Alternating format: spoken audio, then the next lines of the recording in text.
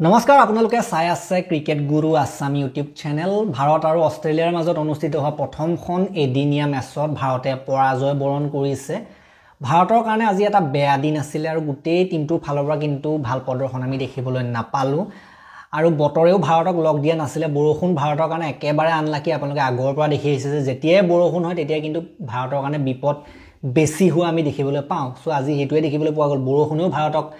বেয়াকৈ এটা মাধমাৰ খুধালে বুলি ক'ব লাগিব প্ৰথমতে আমি শুনি আছিলো যে অভাৰ কমোৱা হ'ব তাৰ পাছত বৰষুণ এবাৰ দিয়ে এবাৰ এৰে এনেকুৱা ধৰণৰ হৈ আছিল আৰু তাৰ মাজত আমি দেখিবলৈ গ'লো 35 অভাৰৰ খেল হ'ব বুলি কোৱা হ'ল এটা সময়ত 32 অভাৰৰ হ'ব বুলি শুনা গ'ল একেবাৰে শেষত হ'লগৈ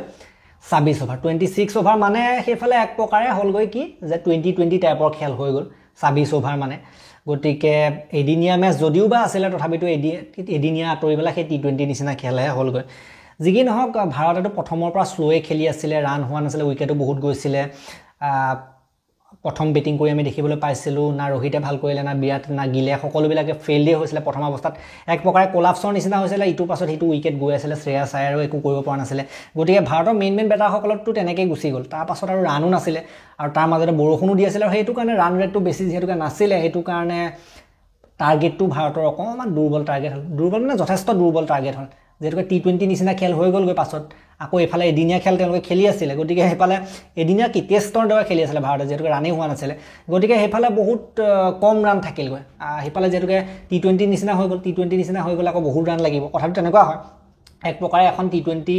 নিচিনা হৈ গ'লগে আৰু হেফালে টি20 নিচিনা হোৱাৰ কাৰণে গোটেই খেলটো মানে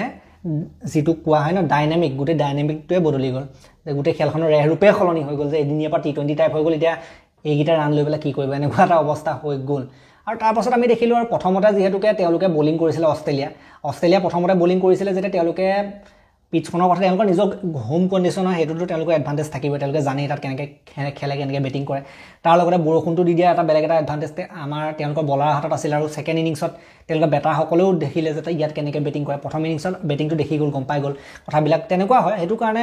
আজি টছটো ইম্পৰ্টেন্ট আছিল টছটো কিন্তু মেটাৰ কৰা এটা টছ আছিল টছটো যেহেতুকে অভাৰকাষ্ট কণ্ডিশ্যন আছিল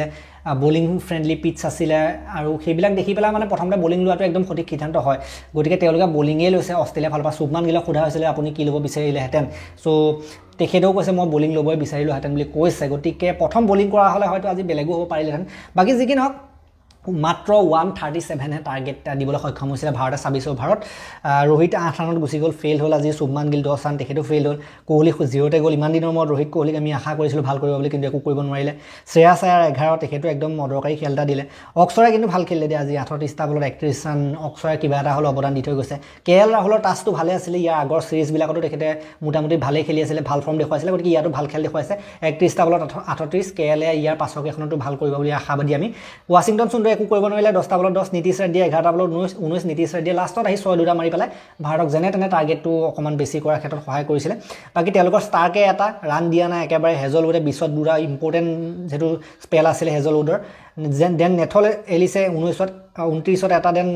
ওয়েনে দুটা 20ত আৰু কুহনেমেনে 26ত দুটা জাম্পা নাই তথাপিও তেওঁলোকৰ কুহনেমেন যিজন স্পিনাৰ তেওঁ কিন্তু ভাল বোলিং কৰিছে মানে বোলিং ভাল হ'ল তেওঁলোকৰ আৰু বেটিঙত কথা ক'বলৈ গ'লে তেওঁলোকে অতি সহজতে প্ৰাপ্ত কৰিলে বুলি ক'ব লাগিব তেওঁলোকে 21 অভাৰ এটা বলত এইটো 3টা উইকেটৰ লোকচানত 7 উইকেটৰ ব্যৱধানত তেওঁলোক জিকিলে গতিকে 3টা উইকেটৰ লোকচানত 131 ৰান তেওঁলোকে কৰিলে তেওঁলোকৰ যদি আমি কথা ক'বলৈ যাওঁ তেওঁলোকৰ মিচেল মাৰ্চ তেখেতে সাধাৰণতে কৰিলে 46 দেন ট্ৰেভিছ হেডে 8 ৰানত আউট হৈ গ'ল দেন মেথিউছৰ 8 ৰানত তেওঁলোক দুজন ফেইল হৈছিল বাকি সকলে কিন্তু ভাল খেলিলে Mitchell March captain leading from da front তেখেতে 46 ৰান কৰিলে 52টা বলত তেখেতে চাওক বল বহুত খেলিছে বল 52টা বল খেলিছে কিন্তু 46 ৰানে কৰিছে বলতকৈ ৰান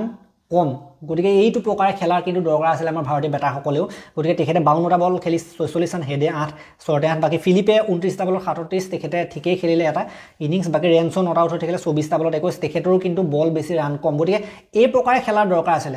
বল অলপ বেছিকে খেলাৰ দৰকাৰ আছিল ৰানটো সেই মোটামুটি হলে হল আজি খেলখন আসলে টেষ্টৰ টাইপত খেলা হলেও কিন্তু অলপ ৰান হলহেঁতেন ভাৰতে যদি প্ৰথমৰ পৰা ভাৰতৰ যি কেজন ওপেনিং বেটাৰ তেওঁলোকে যদি সেই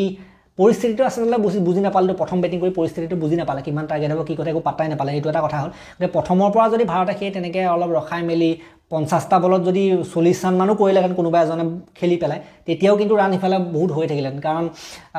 ৰান এটা যদি হৈ থাকে এফালে তেতিয়া 1 ৰান 2 ৰানকেও যদি কৰে বল লাগিলে বেছিহে হৈ থাকক তেনেকুৱাও যদি খেলিলেহেঁতেন তেতিয়াও কিন্তু ৰান বহুত হ'লহেঁতেন কাৰণ এটেক দিবলৈ তেতিয়া সুবিধা হয় বাকীসকলৰ কাৰণে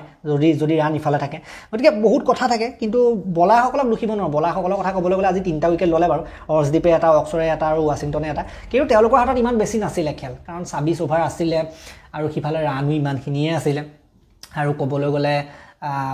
সেইফালে ৰান বহুত বিশাল এটা যদি টাৰ্গেট থাকিলেহেঁতেন বিশাল এটা স্ক'ৰ থাকিলেহেঁতেন তেতিয়া বেলেগ এটা প্ৰেছাৰ থাকে গতিকে আজিতো অষ্ট্ৰেলিয়াৰ ওপৰত একো প্ৰেছাৰ নাছিলে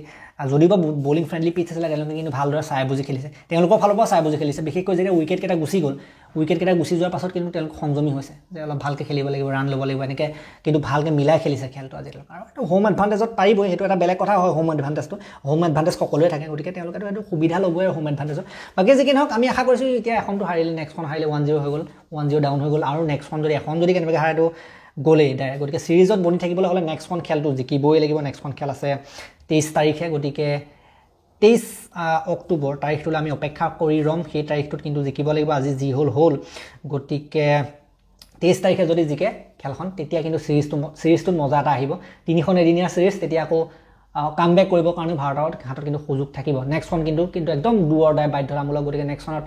কিবা সালসলনি কৰিবলগীয়া হ'ব পাৰে নেকি সেইটো চাব লাগিব কোন নাহে গতিকে একেটা 11 হয়তো থাকিবও পাৰে বা বেলেগ এজন দুজন সালসলনি কৰিব পাৰে কি হয় চাওঁ কিন্তু সুন্দৰে ভাল খেলা নাই সুন্দৰৰ ঠাইত বেলেগকো খেলাই চাব পাৰে মোৰ মতে যদি খেলাওঁ বুলি ইচ্ছা কৰে বাকী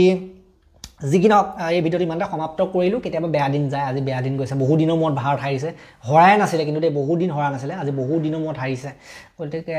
সেই আৰু কি ক'ব বাকী এই ভিডিঅ'টো মই ইমানটা সমাপ্ত কৰিলোঁ ভাল লাগিলে যদি লাইক কৰিব ভালটো নালাগে হাৰি আছে লাইক কৰি দিব শ্বেয়াৰ কৰিব চেনেলটোলৈ নতুনকৈ আহিছে যদি ছাবস্ক্ৰাইব কৰি ঘণ্টাটো দবাই থৈ যাবলৈ নাপাৰিব তেতিয়ালৈকে আৰু এটা নতুন ভিডিঅ' লৈ অনাৰ প্ৰতিশ্ৰুতিৰে মই বিদায় মাগিছোঁ ধন্যবাদ জাষ্টিছ ফৰ জুবিন গাৰ্গ